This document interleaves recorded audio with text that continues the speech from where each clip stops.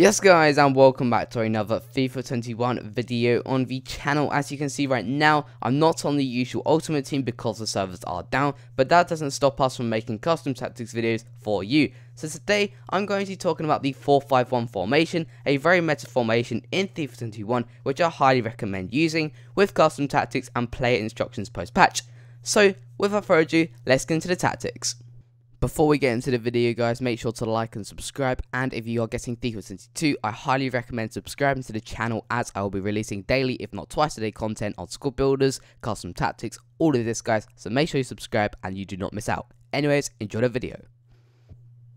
So the 4-5-1 guys is a very balanced formation because you haven't got wingers, you haven't got CDM, it's a very balanced formation. A lot of the players are in the midfield area, so this means our tactics are going to be there to match that. So our defensive style is going to be on balance guys, and our width and depth is going to be on 4 and 5.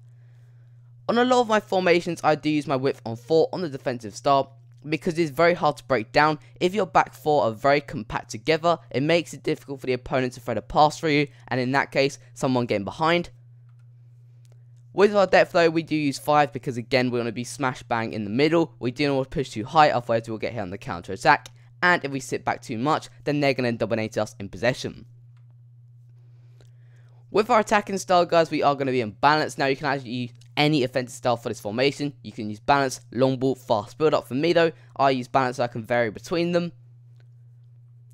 With our attacking width, we will be on 5 guys. Our left mids and right mids are there to be left mids and right mids, not wingers. They're not there to be on the touchline all the time. They can cut inside and they can get in behind, but we do not want to go in as narrow as our left cams and right cams.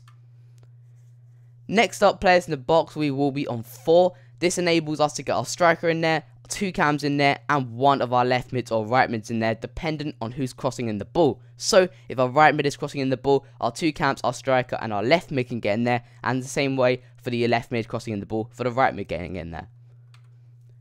Corners 2 and free kicks 1 guys, this is because on the corners we do want to get some sort of head on the ball, we do want to create some chances or some opportunities, so we do commit some men forwards, but on the free kicks we do like to shoot on them and increase our chance of scoring. Let's now head on to the instructions. We're going to go back to front. So our goalkeeper is going to be on comes, crosses and sweeper. Keeper guys, you want your goalkeeper to be aggressive, catching that ball and punching that ball out on a free kick or corner. Our centre halves will be on default. Our left backs and right backs will be on step back while attacking defaults to defaults. This basically means they're not going to push up and they're going to leave gaps in behind them, because that is what usually happens if you use balanced attack. With our left mids and right mids guys, what I usually do is come back on defence because they are going to push up that pitch and crossing the ball, but they also need to help out of our fullbacks when they sometimes go out of position, because our fullbacks are not always going to go in that fullback area. They're sometimes going to push up into a free space. So if they do that, our left mids and right mids can cover them. Our cams or our left cams and right cams are going to be on the following: get into box across. Like I said, we do want them in the box, hungry for the ball and hungry for some goals. Like I said guys, for our left winger, he is going to come back on defence.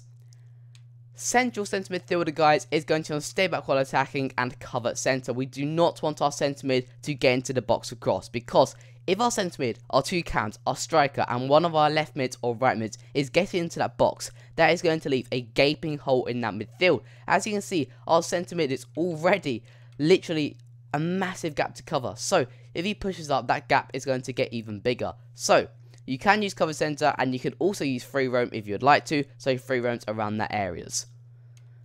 With our striker though, he will be on stay central, getting behind and stay forward. Like I said, you can use any offensive style with this formation. It works with whatever. Long ball, you can pick up the ball with your centre mids, left mids or right mids, play the ball over the top to your striker who is running in behind. You can play fast build up for your centre mids, your cams, your striker. You can play possession if you really want to. I do not recommend that though, and you can use balance like me, where you can vary between them all. So guys, hopefully you enjoyed the video. I couldn't go onto Ultimate Team, so I had to do it on kickoff, but hopefully it made just as much sense.